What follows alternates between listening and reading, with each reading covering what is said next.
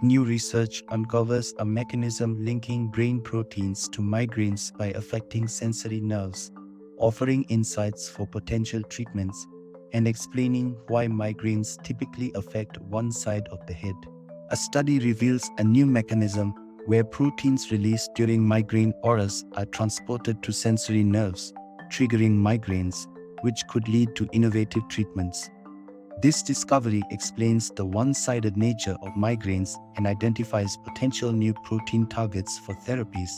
A new study has uncovered a previously unidentified process where proteins from the brain are transported to specific sensory nerves, triggering migraine attacks. This discovery could lead to novel treatments for migraines and other types of headaches. More than 800,000 Danes suffer from migraines, a condition characterized by severe headaches in one side of the head. In around a fourth of all migraine patients, headache attacks are preceded by aura symptoms from the brain, such as temporary visual or sensory disturbances, preceding the migraine attack by 5 to 60 minutes. While scientists know with some certainty why patients experience aura, it has been a bit of a mystery why they get headaches and why migraines are one-sided. Till now, a new study in mice conducted by researchers at the University of Copenhagen, Rigshospitalet, and by Spebjerg Hospital is the first to demonstrate that proteins released from the brain during migraine with aura are carried with cerebrospinal fluid to the pain signaling nerves responsible for headaches.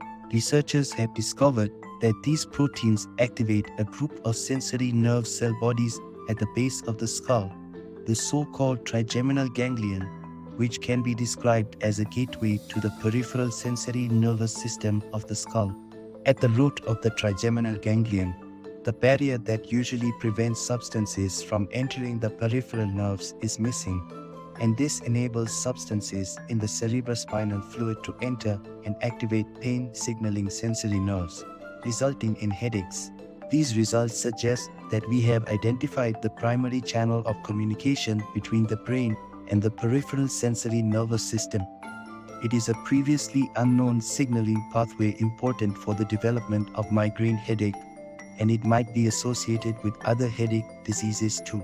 The peripheral nervous system consists of all the nerve fibers responsible for communication between the central nervous system, the brain and spinal cord, and the skin, organs, and muscles.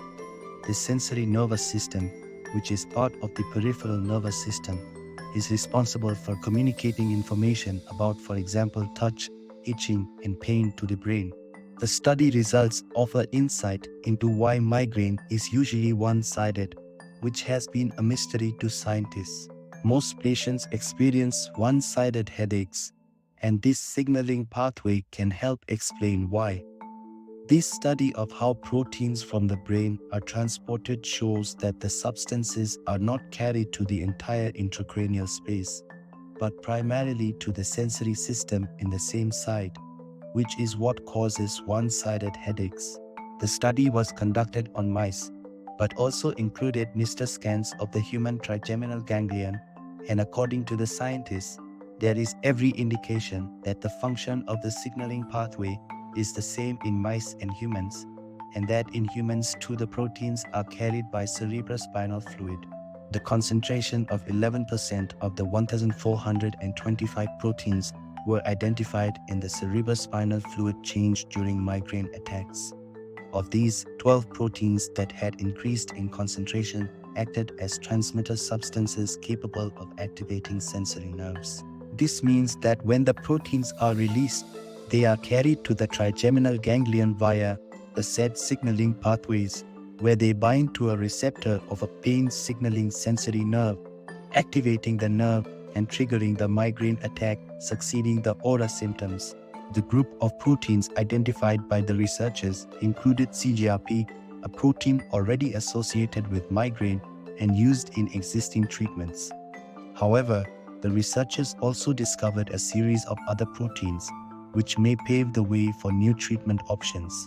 It is a good idea to test whether this and other proteins can trigger migraine attacks in humans, because if they can, they may be used as targets in treatment and prevention.